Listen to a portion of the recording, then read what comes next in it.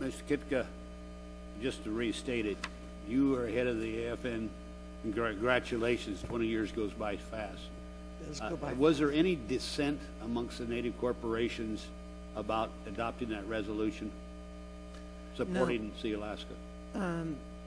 Through the chair, no, there was no dissent, and there was some very thorough discussions and multiple meetings on that, and people were all supportive of it. My time's up. Go ahead.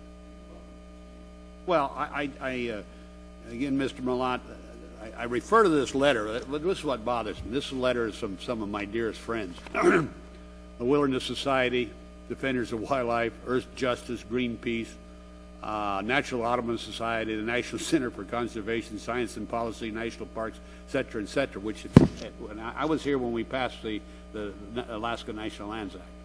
And they said it would be peace in the valley. We would have no further lawsuits. And they have filed lawsuit after lawsuit after lawsuit after lawsuit, and they've killed. There is no industry in southeast Alaska. And again, Mr. Chairman, I go back, this 60,000 acres out of, look at that map again, if I may, of all the red is owned by the federal government. All they want is 60,000 acres out of that arena. How do you respond to a letter like this? They say there was no public input. Have you been communicating with them, Byron? Mr. Chair, yeah. We have worked with many of those organizations over the past several years. I've had many meetings with the Wilderness League, the Wilderness Society, many meetings, most of which did not result in any specific suggestions or solutions, and most of which, if not all, did not say that they opposed us. They said they wanted to work with us. In fact, the days before this meeting came out, we were at the Tongass Futures Roundtable continuing to have discussions about the bill and how important it was, and they were expressing the interest in working with us to come to a compromise.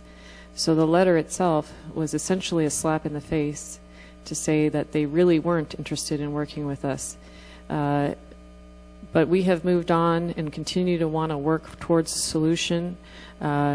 We continue to want to try to have dialogue with these groups to see if there are actual specific suggestions that they might make that would allow us to work and move forward on this.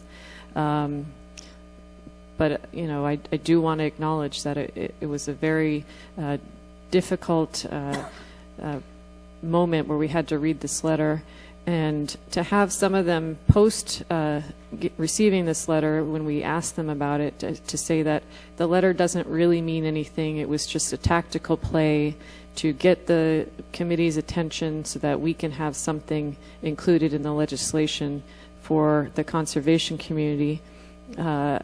I found it to be more than a tactical play. It was really an attack on our legislation, and the implications of this letter were very far-reaching.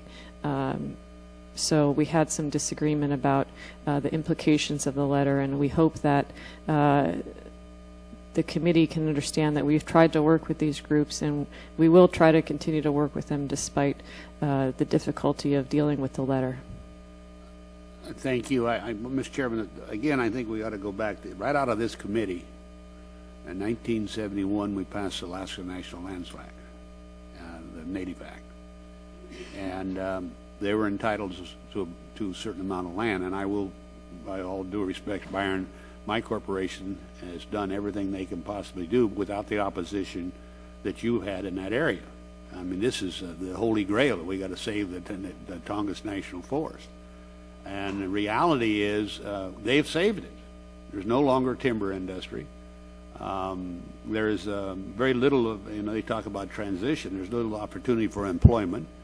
And yet under our act, we said you're entitled to 60,000 acres additional to the final your entitlement under the act. And I think, Mr. Chairman, along the line, talk about working with people. How do you work with someone when they don't work in good faith? And I'll say to anybody on this letter, you've never worked in good faith. In peace in the valley, we're going to have small, and I heard George Miller say that. Well, don't worry about it anymore, Don. We'll be good. We're going to have small timber industry, just not the big timber industry. And every time we have a sale put up by the Forest Service, there's a lawsuit. If they have sold less timber, nothing works anymore.